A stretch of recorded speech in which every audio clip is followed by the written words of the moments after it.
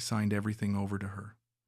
$300,000, my retirement, my safety net. I thought she loved me. Now there's another man sleeping in my bed, in my condo, in Makati, and I'm sitting in a cramped flat in Manchester, staring at property documents I can't even read anymore. I wasn't scammed by a stranger. I was destroyed by the woman I trusted most. I was standing on the balcony when she said it, 22nd floor. The lights of Makati stretched out below us like a blanket of gold and white, and the warm night air wrapped around my skin in a way Manchester never could. It was past 10 in the evening, and the traffic noise from Ayala Avenue was just a gentle hum from up here. Jolina pressed against my side, her head on my shoulder, and I felt her breath against my neck when she whispered those 3 words, "This is ours now." I kissed the top of her head. I believed her. God help me, I believed every word. "Can you believe we're actually here?" she asked, pulling back to look at me. Her eyes were shining, reflecting the city lights, reflecting something I thought was love. I keep thinking I'm going to wake up, and this will all be a dream.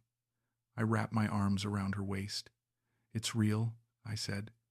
"This is real. We're real." She smiled, that beautiful smile that had convinced me to leave everything behind. "I never thought I'd have something like this," she said softly. "A place like this. A life like this. You deserve it," I told her. And I meant it. I thought she did. I thought we both did. "It's beautiful, isn't it?" I said, and my voice cracked a little. I wasn't used to feeling this much anymore, not after Margaret died. Not after 2 years of sitting in that empty house in Didsbury, staring at her chair, her teacup still on the side table because I couldn't bring myself to move it. The silence in that house had been deafening. Every room echoed with memories I couldn't escape.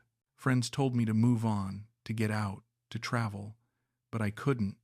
Not until I realized I was slowly disappearing in that cold, gray city. I'd sold that house, sold everything, came here with a suitcase and a dream that maybe, just maybe, I could start over. Maybe I could find a reason to wake up in the morning. Jolina turned to face me. Her eyes were dark and warm, and when she smiled, I felt like I mattered again, like I wasn't just an old man counting down the days. "You did this, Terrence," she said. "You made this happen. For us." Her voice was so sincere, so full of emotion. I pulled her close. My heart was pounding. I was 68 years old, and I felt like a young man again. "I just want you to be happy," I told her. "I just want to give you everything you deserve." She kissed me, soft, sweet, the kind of kiss that makes you believe in second chances. "I am happy," she said. "I really am. You have no idea what you've done for me, Terrence." "What you mean to me." I held her tighter. I didn't want to let go. I didn't want this moment to end. I didn't know that was the last time she'd kiss me like that, the last time she'd look at me with anything close to love. We'd met 6 months earlier at a mall food court. I know how that sounds. Old British man, young Filipina woman, classic story. I'd heard the warnings. I'd seen the posts online. The forums full of bitter expats calling every Filipina a scammer. But it didn't feel like that. Not at first. Not with her. I'd been sitting alone with a tray of lumpia and rice, trying to figure out how to use the damn Wi-Fi at SM Megamall when she sat down across from me. Just pulled out the chair like we were old friends. "You look lost," she said, and she was smiling. Not in a mean way. Not in a pitying way. Just friendly, genuine. I laughed. It was the first real laugh I'd had in months. "Is it that obvious?" I asked, holding up my phone like it was a foreign object.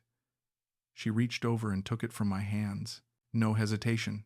"Here, let me help you." Her fingers moved fast, tapping and swiping, and within 30 seconds she handed it back. There, connected. I stared at the screen. The Wi-Fi symbol glowed. "How did you do that so quickly?" She laughed. "It's easy when you know where to look. You're not from here, are you?" "Manchester," I said. "Been here about 2 weeks. Still figuring things out." 2 weeks and you're eating at Megamall alone?" she asked. "That's sad," I smiled. "I suppose it is." She tilted her head, studied me. "Can I buy you a coffee?" I asked. The words came out before I could stop them. She looked at me for a moment, really looked at me, and I thought she'd say no, thought she'd make an excuse and leave. But she didn't. She nodded. Sure, why not? We talked for 2 hours. She told me her name was Jolina. She worked in sales and marketing for a furniture company in Quezon City. She'd grown up in the province but moved to Manila for work 5 years ago. She asked me what brought me to the Philippines, and I told her the truth, the whole truth. Maybe because she was a stranger, maybe because I needed to say it out loud. I lost my wife, I said, 2 years ago. Cancer. It happened fast, 6 months from diagnosis to... I couldn't finish. She reached across the table and put her hand on mine. I'm so sorry, she said. Her voice was soft, genuine. That must have been so hard.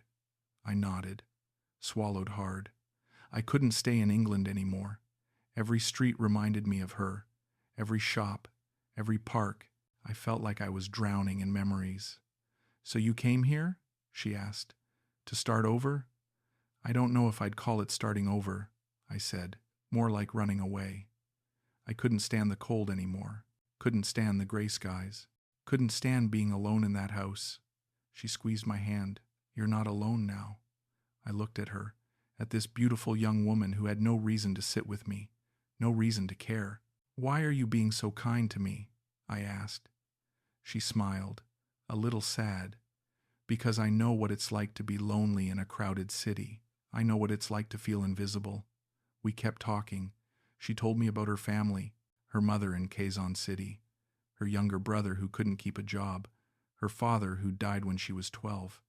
She told me about her dreams of starting her own business someday, of being independent, of making something of herself. I told her about my career as a civil engineer, the bridges I'd designed, the projects I'd worked on. She listened, really listened, and when I finished talking, she said something I'll never forget. You've built so many things, Terrence. Maybe it's time to build something for yourself. After that, we kept meeting. Coffee turned into lunch. Lunch turned into dinner. Dinner turned into long walks around Rizal Park and late-night conversations at coffee shops that stayed open past midnight. She showed me places tourists don't see. Little restaurants in Binondo where the locals ate. Hidden parks in Quezon City where old men played chess. Street food stalls where she ordered for me in Tagalog and laughed when I tried to pronounce the names. She made me laugh. Really laugh. The kind of laugh that comes from your chest and makes you forget everything else. She made me feel seen, like I wasn't just another lonely expat, like I was someone worth knowing. And slowly, carefully, I started to fall. I knew the age gap. I knew how it looked. I'd catch people staring at us when we walked hand in hand. I'd see the judgment in their eyes, the assumptions. But when you're alone for that long, when you've been sitting in the dark for 2 years, you don't care how it looks. You just want the light. One night, after dinner at a small restaurant in Makati, she took my hand as we walked to the jeepney stop. Terrence, she said, can I tell you something? My stomach dropped. I thought she was going to say goodbye. Thought she'd realized this was a mistake. What is it? I asked. She stopped walking, looked up at me. The streetlights cast shadows across her face. I think I'm falling for you, she said. Her voice was shaking, nervous. I know it's crazy. I know people will judge. I know you're older and I'm younger, and everyone will think I'm using you. But I don't care. You make me feel safe. You make me feel like I matter. I kissed her, right there on the street. I didn't care who was watching, didn't care what they thought. I'm falling for you too, I said, and I meant it. God help me. I meant every word. She buried her face in my chest. I've been so scared to tell you, she whispered. Scared you'd think I was just after your money or your passport or whatever everyone says Filipino girls want. I held her tighter. I don't think that. I'd never think that. She looked up at me, tears in her eyes. Promise me you'll always trust me, Terrence. Promise me you won't listen to what other people say. I wiped her tears away. I promise. 2 months later, I asked her to move in with me. We were renting a small studio in Pasig at the time. Cramped, noisy. but it was ours. Jolina, I said one morning as we sat on the tiny balcony, drinking instant coffee. I want us to have something permanent, something real. She looked at me. What do you mean? I took her hand. I want to buy us a condo, something we can really call home. Her eyes went wide. Terrence, that's a lot of money. I have it, I said. I have enough, and I want to do this. For us. She threw her arms around me. Are you serious? We'd really have our own place? I nodded. Let's start looking. Miss Tan was the estate agent. Mid-50s, sharp suit, sharper smile. She had that professional polish that made you trust her immediately. She showed us 3 properties over 2 days. The first was in Ortigas. Nice enough, but the view was just other buildings. Jolina didn't smile once during the viewing. The second was in BGC. Modern, clean, but too far from Jolina's work. She'd have to commute 2 hours each way. I don't want you spending your life in traffic, I told her. She squeezed my hand. You're so thoughtful, she said. But the third was perfect. The moment I stepped onto that 22nd floor balcony in Makati, I knew. This was it. This was the view I wanted to wake up to. This was the life I wanted to build. The living room had floor-to-ceiling windows that looked out over the entire city. 2 bedrooms, modern kitchen with granite countertops. The building had a pool, a gym, 24-hour security, everything I could want, everything we could want. It's perfect, I told Miss Tan. Jolina stood beside me, staring out at the city. She looked like she was dreaming. Her hand was over her mouth. Terrence, she whispered, this is too much. Can we really afford this? She asked, turning to me. I looked at her, at the hope in her eyes, at the disbelief, at the way she looked at me like I could give her the world. Miss Tan smiled. The asking price is $300,000. It's a very good value for this location. Makati properties hold their value extremely well. $300,000. It was almost everything I had from selling the house in Didsbury, but I told myself it was worth it. This was my future, our future. This was the life I'd come here to build. Yes, I said. We can afford it. Jolina threw her arms around me, right there in front of Miss Tan. Thank you, she whispered in my ear. Thank you, thank you, thank you. Miss Tan clapped her hands together. Wonderful. Let me prepare the paperwork. We can have you moved in within 2 weeks. The signing happened a week later. We sat in Addie Mendoza's office in Makati, a cramped room with stacks of files and a ceiling fan that barely moved the heavy air. The lawyer was a serious man, mid-40s, with tired eyes and a careful voice. He wore a barong and spoke slowly, deliberately. He went through the documents line by line, the deed of sale, the transfer of title, the ownership papers. Mr. Terrence, he said, looking up from the papers, I need to make sure you understand the legal situation here.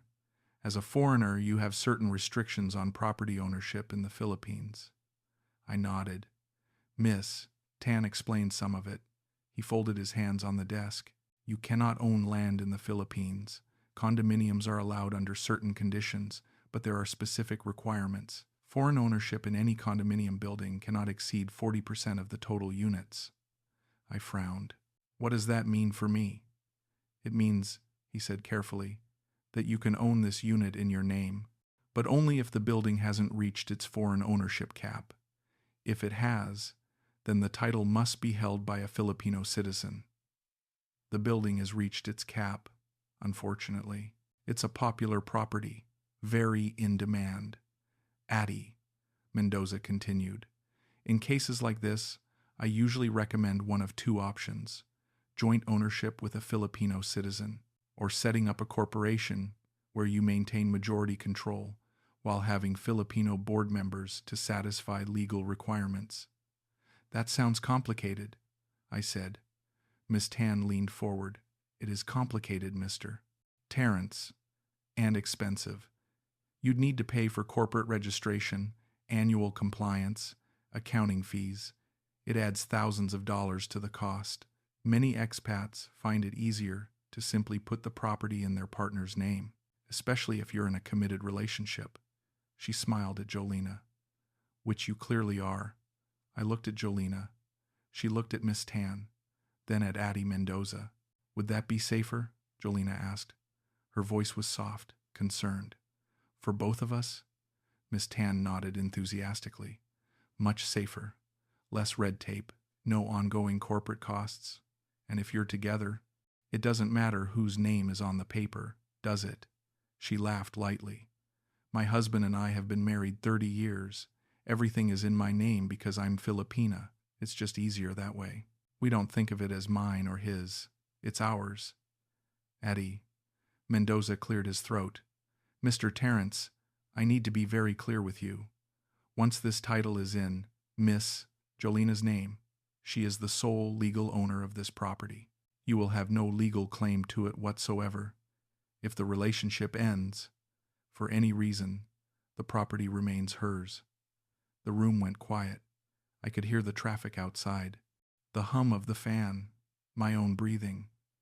I've seen this situation many times, the lawyer continued. His voice was gentle but firm. And I always advise against it. I recommend joint ownership at minimum, or setting up the corporation despite the cost. It protects both parties.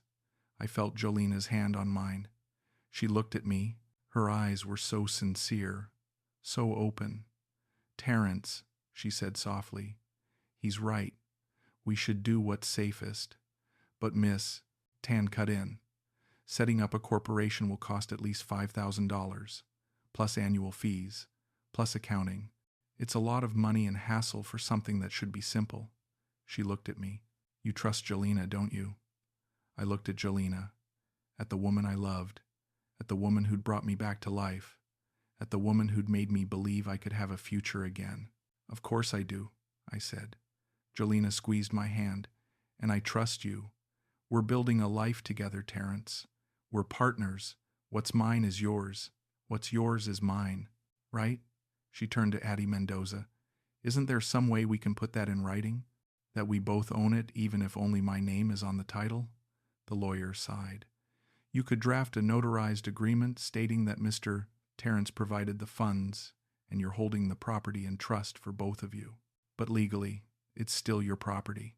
If you chose to sell it tomorrow, you could, and he'd have to sue you to recover the funds, which would be costly and difficult. But I would never do that, Jolina said. She looked at me. Terrence, you know I would never do that. I love you. Miss Tan smiled. See, you have nothing to worry about. You're together. You're happy. This is just paperwork. I looked at Addie Mendoza. He looked back at me with those tired, sad eyes, like he'd seen this movie before, like he knew how it ended. If you insist on proceeding, he said, I need you to sign an acknowledgement that you've been informed of the risks, that you understand you're giving up all legal claim to this property. He slid a paper across the desk. I stared at it. The words blurred. I thought about the warnings I'd read online, the bitter expats, the stories of men who'd lost everything. But I looked at Jolina and I thought, she's not like that. We're different. This is real. I picked up the pen. Terrence. Addie, Mendoza said. Think carefully, please. Jolina leaned close to me. Do you trust me? She whispered. Yes, I said, and I signed. Jolina signed. Miss Tan signed as witness. The lawyer watched silently. When it was done, he handed me a copy of the documents. Keep these safe, Mr. Terrence, he said.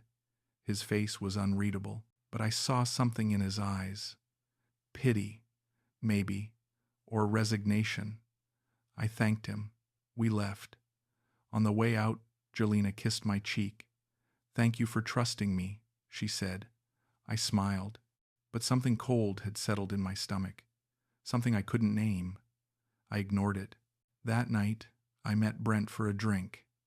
He was another British expat, early 60s, lived in a smaller condo near Rockwell. We'd met at a pub a few months back, bonded over football and bitter beer. He was blunt, no filter, no patience for bullshit. I liked that about him. So you bought the place? He asked, sipping his San Miguel. We were sitting at our usual spot at the bar. The football was on, but neither of us was really watching. Yeah, I said. Signed today. He raised his eyebrows. Congratulations. Mate, that's a big step. In your name? I hesitated. Took a long drink. Jolina's, actually. He nearly choked, set his beer down hard. Mate, tell me you're joking. I shook my head. It's fine, Brent. We're together. It's for legal protection, foreign ownership limits, and all that. He stared at me. His face had gone hard. Terrence, listen to me very carefully. Never, ever put property in her name. I don't care how much you love her. I don't care how long you've been together. I don't care what the legal reasons are. The moment it's in her name, it's hers. Not yours. Hers. I bristled. You don't know her. Jolina's not like that. He laughed, but it wasn't a happy sound. That's what they all say. That's what every single bloke says before it happens. Before what happens? I asked. Before she decides you're not useful anymore, he said. Before she finds someone younger. Before she decides that condo would be perfect for her real boyfriend. I stood up. My hands were shaking. Jolina's not like that. I know her. I love her. He held up his hands. All right. All right. I'm not trying to fight. I'm just... He sighed. Looked at me. I've seen this happen to 5 guys. Terrence. 5. All of them thought their girl was different. All of them thought it was real love, and all of them lost everything. Well, maybe you just know the wrong people, I said. He shook his head. Maybe, or maybe you're making the same mistake they did. I threw money on the bar. I need to go. Terrence, good night, Brent. I left. I didn't want to hear it. I didn't want to doubt her. I didn't want to believe that I could be that stupid, that blind. But that night, lying in bed next to her in our small studio, I couldn't sleep. I kept thinking about the lawyer's face, about Brent's warning, about the documents in my bag with her name on them. My name nowhere. Jolina rolled over and draped her arm across my chest. I love you, she whispered, half asleep. I closed my eyes. I love you too, but I didn't sleep until dawn. The first few months in the condo were good. Better than good. We moved in on a Saturday. The movers brought our things up, and Jolina directed them where to put everything like she'd been planning it for months. We spent the whole weekend decorating. I bought furniture. She picked out curtains. We argued playfully about where to put the TV. It should face the window, she said, so we can watch at night with the city in the background. But the glare, I protested. She kissed me. Trust me. She was right. It looked perfect. We cooked together in the little kitchen. She taught me how to make adobo properly, how to get the soy sauce and vinegar ratio just right. You have to taste it as you go, she said, holding up a spoon. Here, try. I tasted it. It's perfect. She smiled. Not yet. It needs more vinegar. Just a little. She was patient with me, showed me how to cook rice without burning it, how to pick out good mangoes at the market. We'd go grocery shopping together every Saturday morning. She'd speak Tagalog to the vendors and get us better prices. She'd laugh at my attempts to bargain. You're too nice, Terrence. You have to be firm. I felt useful. I felt needed. And I felt loved. But slowly, things started to shift. It began with small requests. Her mother called one day. Jolina answered, and I heard her speaking Tagalog fast and worried. When she hung up, she looked pale. What's wrong? I asked. I was on the couch reading the newspaper. She sat down next to me. It's my mom, Tita Rosa. This was the first time she'd really talked about her family needing help. She needs money for her medication. Her blood pressure is bad, and the doctor says she needs these new pills. The ones she was taking before aren't working anymore. I set the newspaper down. How much does she need? She looked at me, hesitant. 5,000 pesos. I can pay you back from my salary next month. Don't be silly, I said. Of course we'll help. She's family. Relief washed over her face. Really? You don't mind? I took her hand. Jolina, your mother needs medication. Of course I don't mind. She hugged me, tight. Thank you. You're so good to us. I transferred the money that afternoon. 5,000 pesos, about 70 pounds. Nothing, really. Her mother called back that evening to thank me. She spoke in Tagalog, but Jolina translated. She says, "You're a blessing. She's praying for you. She says thank you for taking care of her daughter." I felt warm, needed, like I was part of a family again. A week later, her brother called. Rico, 26. Friendly kid, always smiling, always broke. He came by the condo one evening. Jolina let him in, and they talked in Tagalog for a few minutes while I made coffee. "Kuya Terence," he said, turning to me. He called me Big Brother. I liked that. "I need to ask you something. It's okay if you say no." I handed him a coffee. "What is it?" He looked at Jolina. She nodded. "I have a job opportunity," he said. "Driving for a delivery company. But I need money to start. For the deposit on the motorcycle. Just for a few weeks until I get my first payment." "How much?" I asked. He looked embarrassed. 10,000 pesos. I know it's a lot. "It's fine," I said. "If it helps you get work, it's worth it." His face lit up. "Really? Kuya, thank you. I promise I'll pay you back. End of the month." I gave him the money. He promised to pay me back by the end of the month. He never did. When I asked Jolina about it a month later, she made excuses. "He's struggling, Terence. The job didn't work out. Maybe just give him a little more time?" I let it go. Then her mother called again. Repairs on the house. The roof was leaking. 5,000 more. Then a cousin needed tuition. 15,000. Then another cousin needed help with rent. 8,000. Then Tita Rosa needed another medication. Then Rico needed money for a business course. Then a nephew needed school supplies. Every week it was something. Some new emergency. Some new need. I paid. Every time. I told myself this was how Filipino families worked. Tight-knit. Everyone helps everyone. I'd read about it. Expected it, even. Jolina thanked me every time. She cooked my favorite meals. She held my hand. She told me I was generous and kind, but my bank account was shrinking, fast. I'd started with about 20,000 pounds after buying the condo. Within 3 months, I was down to 12,000. I tried to bring it up one night. "Jolina, we need to talk about money." She was on her phone, texting. I'm just concerned about how much we're spending, or how much I'm spending, I guess, on your family." She looked up. Her face changed. "Are you saying you don't want to help my family anymore?" "No, that's not what I'm saying. Because they're struggling, Terence. My mom is sick. My brother can't find work.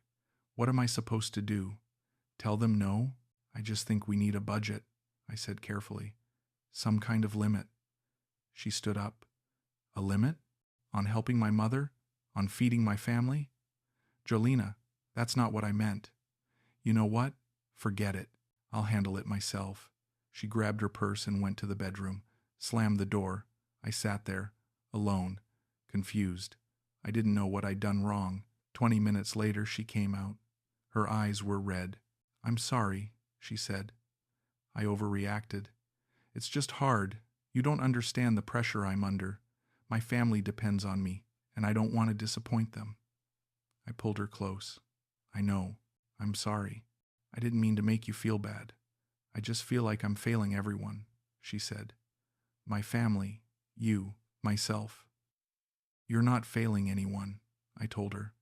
"We'll figure it out, together." She looked up at me. "Promise?" "Promise." But the requests didn't stop. They got bigger. One night, she brought up a new idea. "Terence," she said, curling up next to me on the couch. We'd just finished watching a movie. "I've been thinking. I want to start a business." I looked at her. "What kind of business?" She smiled, excited, hopeful, the way she used to look when we first met. "Online selling. Clothes, accessories, beauty products. It's huge here. Everyone's doing it. I have a good eye for trends.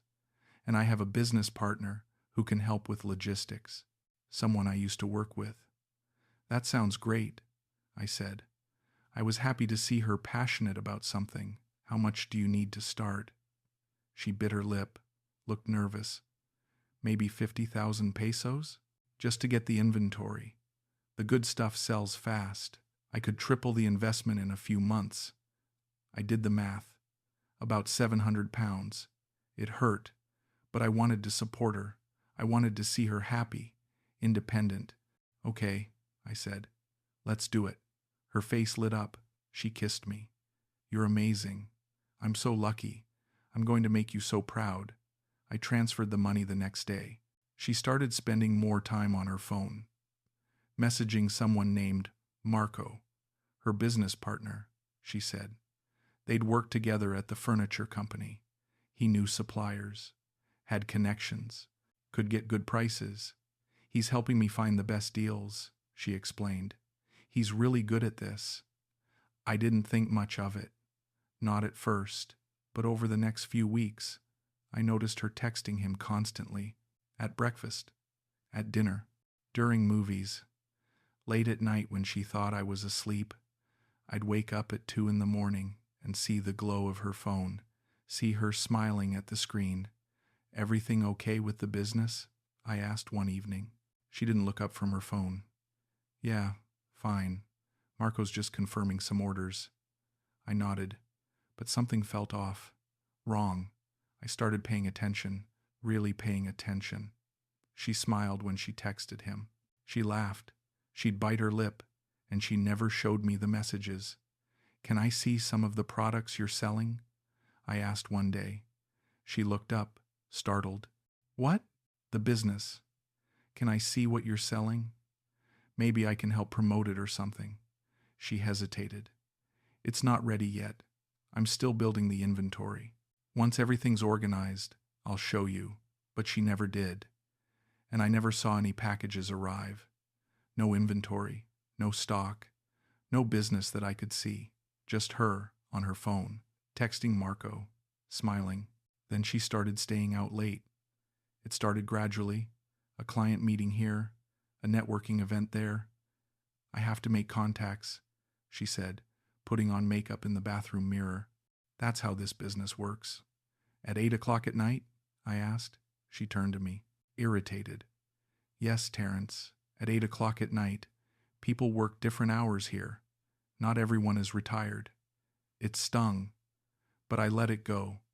She'd come home around 11, then midnight, then 1 in the morning. I'd wait for her. Sometimes she'd come home at midnight, sometimes 1 in the morning, sometimes later. She'd smell like cigarettes and perfume. How was it? I'd ask. Fine, she'd say. Exhausting. She'd go straight to the bedroom. No kiss, no hug, no conversation. Just a cold shoulder and a closed door. I started eating dinner alone. I'd cook something simple. Rice and eggs, canned soup. I'd sit on that balcony, looking out at the city lights, wondering where she was, wondering who she was with, wondering if I was losing my mind. One night, I tried to talk to her. She was getting ready to leave, putting on makeup in the bathroom mirror, a tight dress, heels. Jolina, can we talk? I stood in the doorway. She didn't stop applying lipstick. I'm in a hurry, Terrence. I just feel like we haven't spent time together lately. We haven't had dinner together in 2 weeks. We haven't even really talked.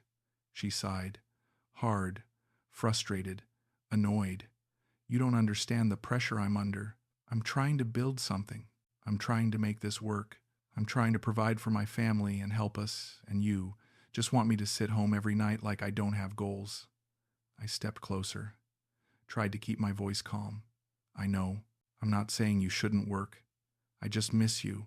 I feel like we're roommates, not partners. She turned to face me. Her eyes were cold, angry. I need space, Terrence. I can't breathe with you hovering all the time. I froze. I'm not hovering. I just want to be with you. She grabbed her purse, pushed past me. I have to go. The door slammed. I stood there, alone. I didn't know what I'd done wrong. I felt like I was walking on eggshells, like anything I said would set her off. I started drinking with Brent more often. He'd see me sitting at the bar, staring into my beer, and he'd slide onto the stool next to me. "Trouble in paradise?" he asked one night. I shrugged, didn't want to admit it. "She's just busy, building her business." He raised an eyebrow. "She's building something, all right." I glared at him. "What's that supposed to mean?" He held up his hands. "Nothing, mate. Just asking. Where is she tonight?" I didn't answer, because I didn't know. I never knew anymore. "Look," Brent said carefully, "I'm not trying to be a bastard, but where is she really going? Client meetings at midnight? Networking events every weekend? Coming home smelling like booze and cigarettes?" "She's working," I said, but my voice sounded hollow, even to me.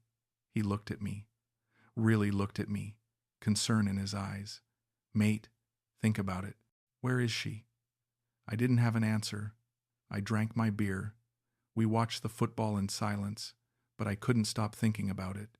That night, I went home and sat on the couch, alone.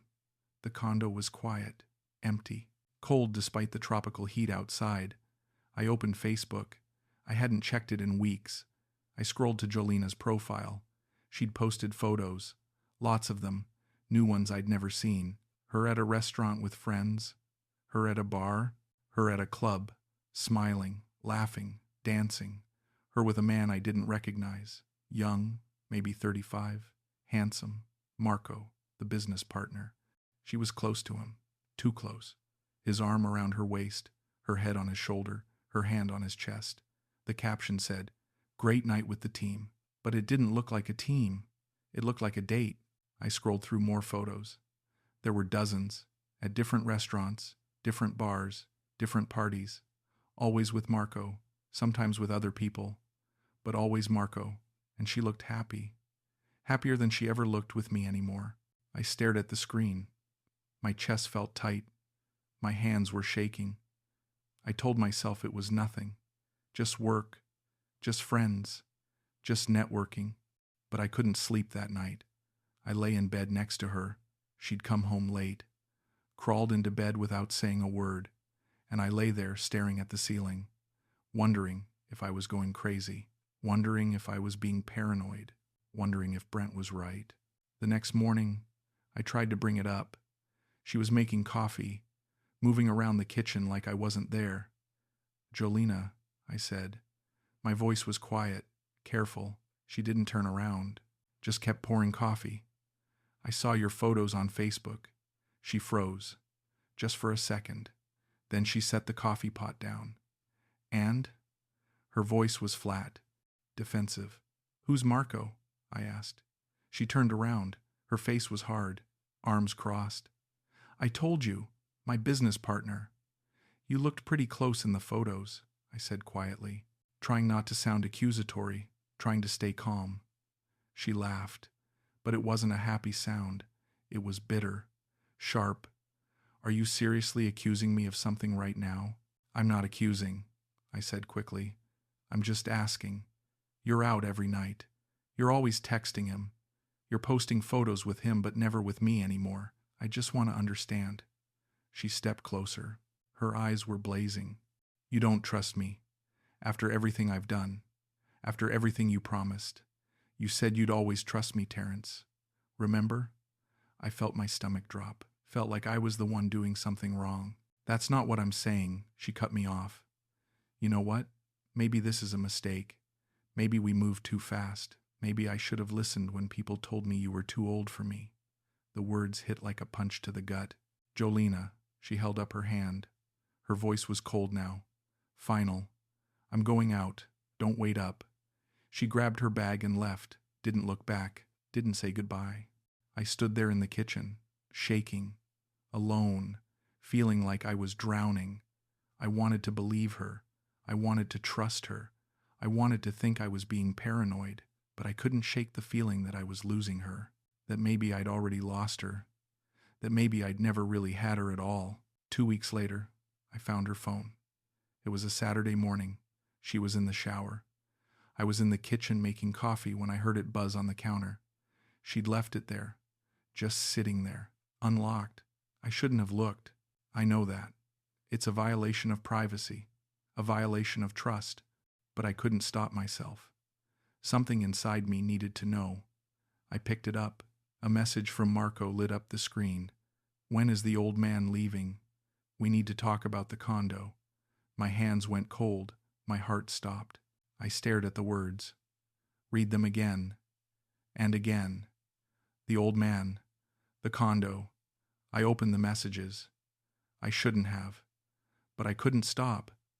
There were hundreds, months of them, going back almost to when we'd moved into the condo, maybe before. I scrolled, flirting, plans, photos I never should have seen, photos of them together, kissing, in bed, Marco asking when they could finally be together, when they could stop pretending, Jolina saying soon, just a little longer. I'm tired of pretending. Marco had written 3 days ago. I want you here. With me. I want to wake up next to you. I know, Jolina had replied. Me too. But I need to handle Terrence first. He's not going to just walk away. Then make him, Marco wrote. Tell him it's over. Tell him to leave. It's your condo anyway. I can't just kick him out, she wrote. He'll get suspicious. I need to do this carefully, just a little longer. I promise. I love you, Marco wrote. I love you too, she replied, more than anything. I couldn't breathe. I felt like someone had reached into my chest and ripped my heart out. I scrolled further. More messages. Plans to renovate the condo. Plans to move Marco in. Plans for their future. Plans that involve me being gone. Disappeared. Plans where I didn't exist. There were messages about money. About my money. Did you get the money for the inventory? Marco had asked. Yeah, Jolina wrote. 50,000. He didn't even ask questions. And your brother? 10,000 last month. 5,000 this month. He's an easy mark. They were laughing at me, using me, planning their life together while I paid for everything. The shower turned off. I heard the water stop. Panic. I put the phone down, exactly where I found it. My hands were shaking so hard I could barely do it. Jolina came out wrapped in a towel. Her hair was wet. She looked beautiful. She always looked beautiful. She saw my face. What's wrong? She asked. But her voice was careful, guarded. I looked at her. At this woman I loved. At this woman I'd given everything to. At this woman I'd trusted with my life, my money, my future. Who's Marco? I said. My voice didn't sound like mine. She froze. Her face went blank. I told you. My business partner. I read the messages, I said. The words came out flat. Dead. She stared at me. Then her face changed. Hardened. No shock. No guilt. No remorse. Just cold, hard calculation. You went through my phone? Not denial. Not an apology. Just anger that I'd caught her. Answer me, I said. Who is he? She didn't flinch, didn't cry, didn't even look upset. She just looked at me with cold, dead eyes. Eyes I'd never seen before. He's my boyfriend, she said. Just like that. Simple, factual.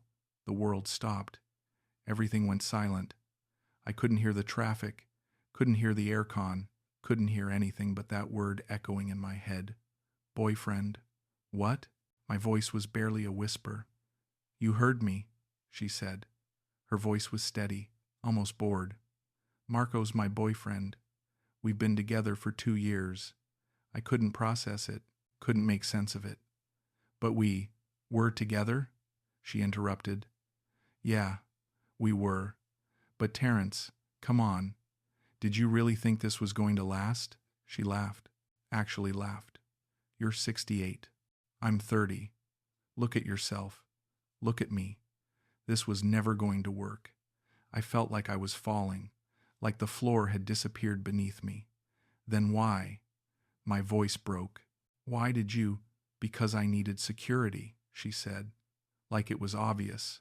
Like I was stupid for not understanding. And you gave it to me. You gave me everything I needed. I stared at her, at this stranger standing in front of me. The condo. She nodded, didn't even have the decency to look ashamed. The condo. My name. Legally mine. You signed it over. Remember? I felt sick, physically sick. My legs were weak.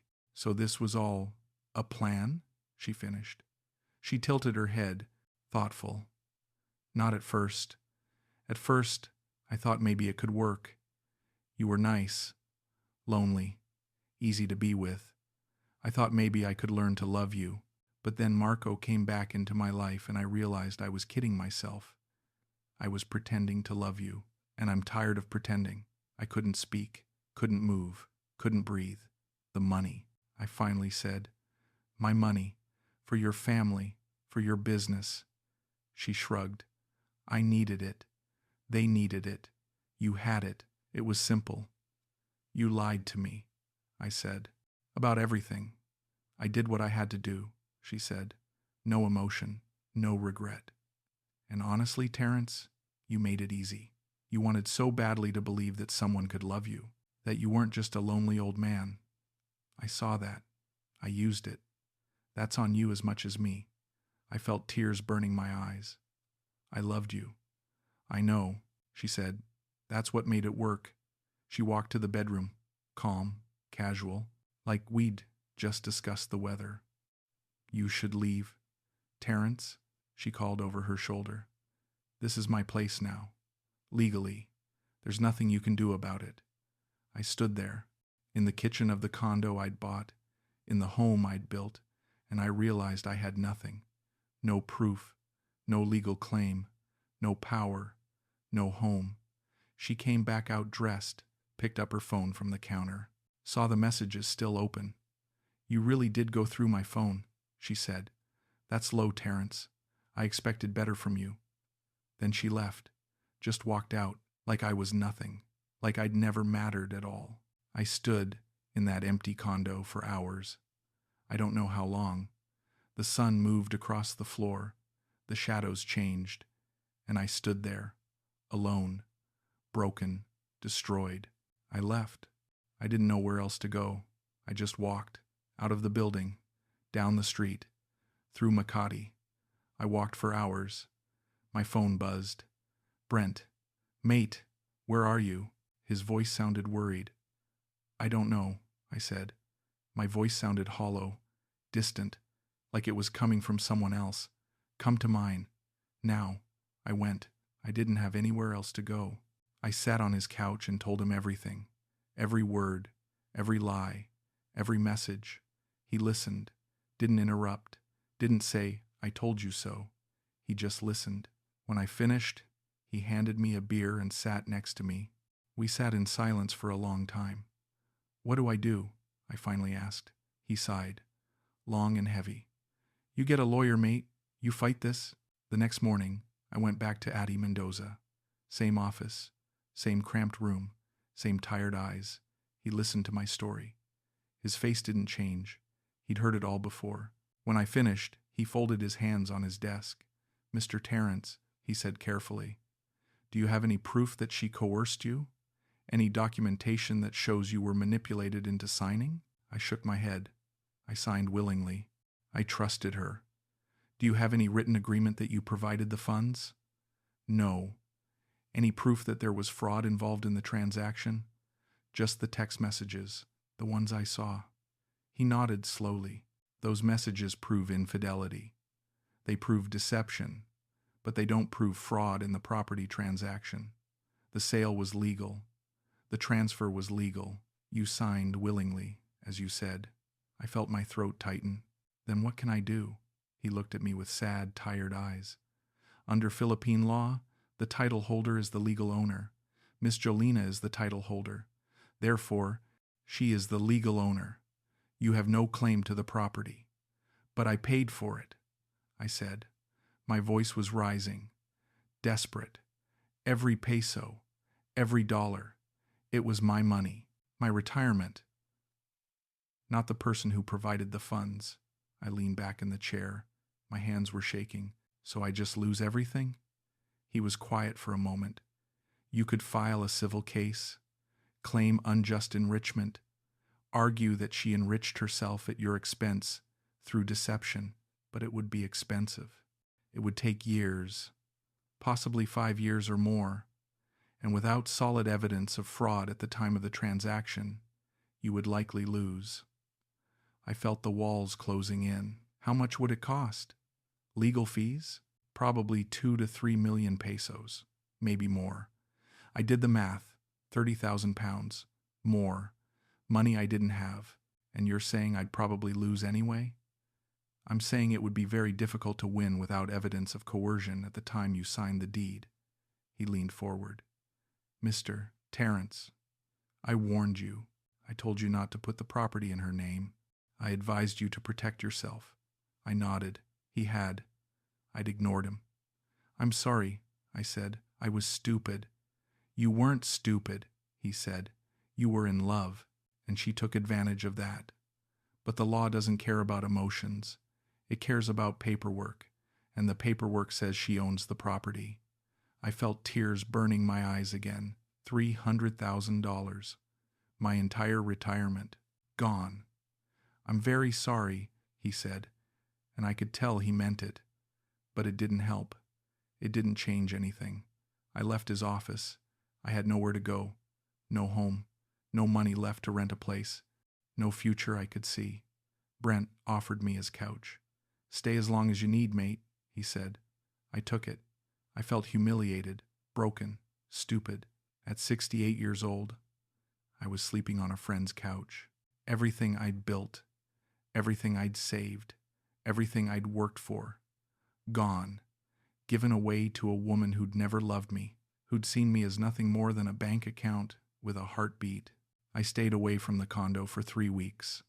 I couldn't bear to see it, couldn't bear to walk past that building and know that she was up there, that they were up there, together, laughing at me, living in my home. But one evening, I couldn't help myself. I had to see it, had to see what I'd lost. I walked to the building, stood on the street corner, looked up at the 22nd floor. The lights were on, my lights, in my condo. I stood there, just watching, invisible, a ghost in my own life. Then the balcony door opened. I saw him step out. Marco, young, maybe 35, fit, handsome. He was smoking, laughing on the phone, living my life. Standing on my balcony, looking at my view, he leaned against the railing, my railing, and he looked so comfortable, so at home. Then the door opened again. Jolina stepped out. She wore a dress I'd bought her. She walked up behind him, wrapped her arms around his waist, kissed his neck.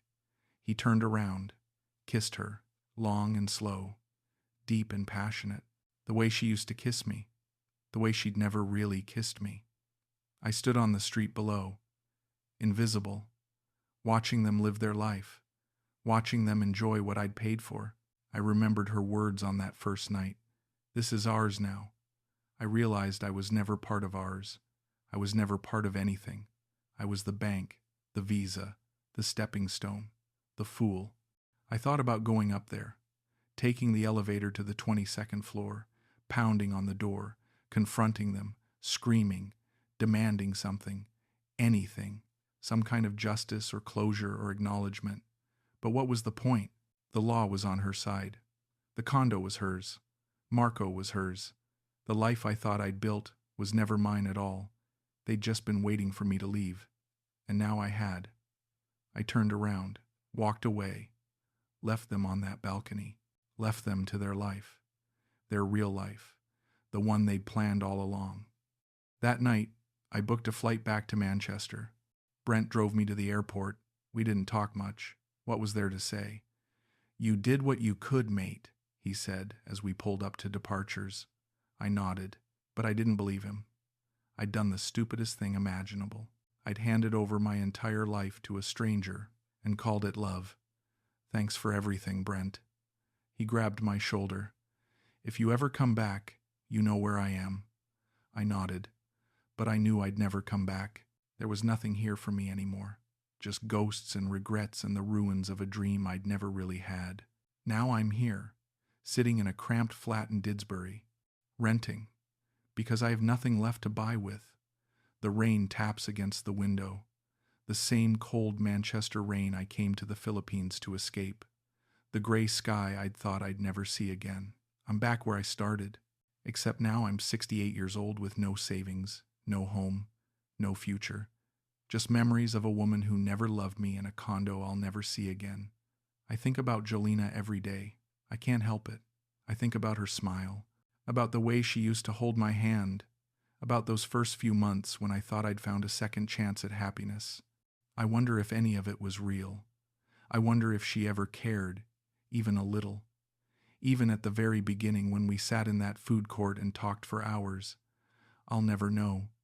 And that's what hurts most, not knowing if there was ever anything real between us, or if I was always just a mark, just a lonely old man with money and too much hope. I opened my laptop last night. I couldn't sleep. The jet lag is still hitting me even though I've been back 3 weeks. I looked at old photos, the condo, the balcony, the view of Makati spread out below, the life I thought I was building. I looked at photos of us, of me and Jolina, her smiling, me smiling, both of us pretending. I closed the laptop, deleted the photos. What's the point of keeping them? They're just lies, pretty lies, but lies all the same. I won't get the money back. I know that. $300,000, gone. Disappeared into a condo that will never be mine, into a life I was never really part of. I won't get justice. The law doesn't care. She followed the rules. The property is legally hers. What she did to my heart, to my trust, to my future, none of that matters in court. But I'm learning to live with it. The weight of it, the shame of it, the knowledge that I was stupid enough to believe that a beautiful 30-year-old woman could actually love a 68-year-old man she met in a food court. I tell myself, I'm not the first man to be fooled by love, and I won't be the last. I tell myself that I was lonely, grieving, desperate for connection, desperate to matter, and she saw that. She saw an opening, a vulnerability, a weakness, and she took it. She used it. She built her future on the ruins of mine. I don't hate her. Not anymore. I'm too tired for hate. It takes too much energy, too much emotion, and I don't have much of either left. But I see it now. I see what I couldn't see before, what I refused to see. I gave her everything because I wanted to matter again.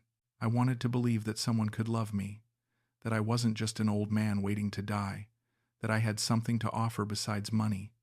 But love isn't signing papers. Love isn't paying bills. Love isn't putting someone's name on a title and hoping they'll stay. Love is something else, something deeper, something I didn't have with her, maybe something I'll never have again. I think about the condo sometimes. I can't help it. I think about Marco on the balcony, smoking, laughing, living the life I thought I was building. I think about Jolina in the kitchen I bought, cooking in the space I paid for, sleeping in the bed I chose, living in the home I created, for her, for us, for a future that was never real. And I realize I was never part of that story. I was never the protagonist. I was just a chapter, a brief, forgettable chapter, a stepping stone from her old life to her new one, a means to an end, the fool who made it all possible. Some lessons cost everything, and this one cost me $300,000, my retirement, my savings, my home, my pride, my belief that I could start over, my faith that I could find love again, my trust in my own judgment. But I'm still here, still breathing, still waking up every morning even though I don't want to, still figuring out how to live with the weight of my own choices. I don't know what comes next. I don't know how you rebuild at 68 when you have nothing left. No money, no home, no hope, just regrets and rain and the cold gray streets of a city I'd thought I'd escaped. But maybe that's the only closure I'll ever get, the knowledge that I survived, that I'm still here even though everything I built is gone, that I learned something, even if it cost me everything to learn it. Maybe that has to be enough, because it's all I have left.